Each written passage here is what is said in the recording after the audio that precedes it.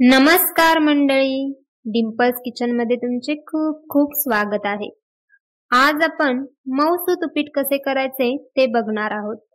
रव्याचे उपीट बनवायला एकदम सोपे आहे, पण उपीट मऊसूत होण्यासाठी रवाही चांगला भाजला गेला पाहिजे आणि मेन म्हणजे उपीटसाठी लागणारे पाण्याचे प्रमाण।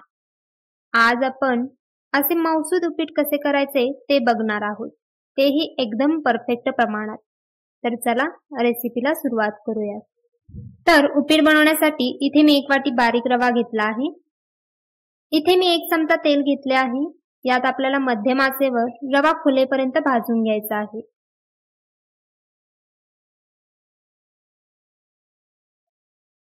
रवा चांगला भाजून घ्यायचा आहे, नाहीतर रवा कच्चा राहिला तर उपीट मध्ये गुठळ्या राहतात आणि उपीट ही खूप चिकट बनते।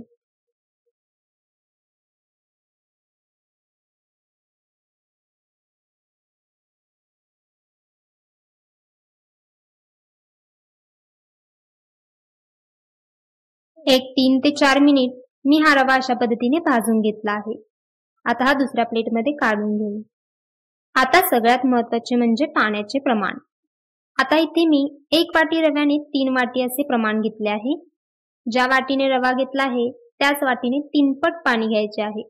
म्हणजे जर या वाटीने तुम्ही 2 वाटी रवा घेतला तर 6 वाटी पाणी घ्यायचे। आता हे पाणी दुसऱ्या गॅसवर गरम करायला ठेवू।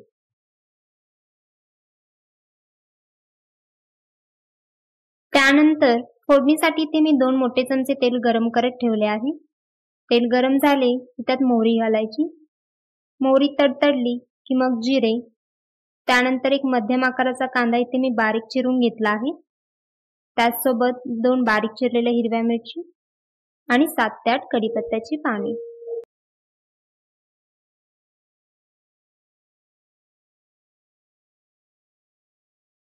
आता कांदा छान असा 3 ते 4 मिनिट परतून घ्यायचा आहे।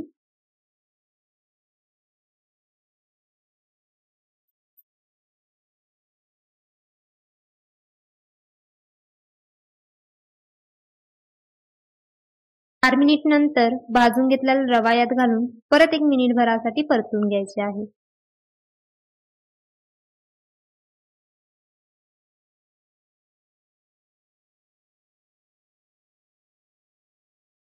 इथे आपण उकळत ठेवलेले पाणीही छान असे उकळले गेले आहे।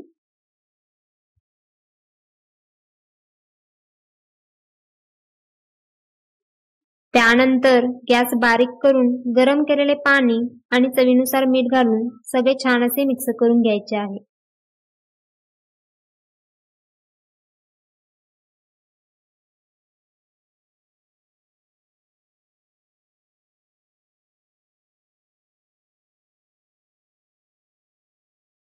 छान असे मिक्स करून झाले की आता झाकण ठेवून 1-2 मिनिट उपीट वाफेवर शिजवून घ्यायचे आहे।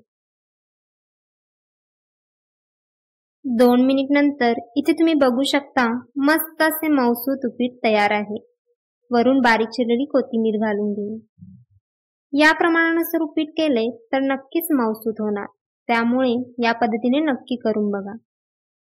आणि अशाच सोप्या आणि मस्त मस्त रेसिपी पाहण्यासाठी चॅनलला अजून सबस्क्राईब केले नसेल तर नक्की सबस्क्राईब करा आणि रेसिपी आवडल्यास नक्की लाईक आणि शेअर करा।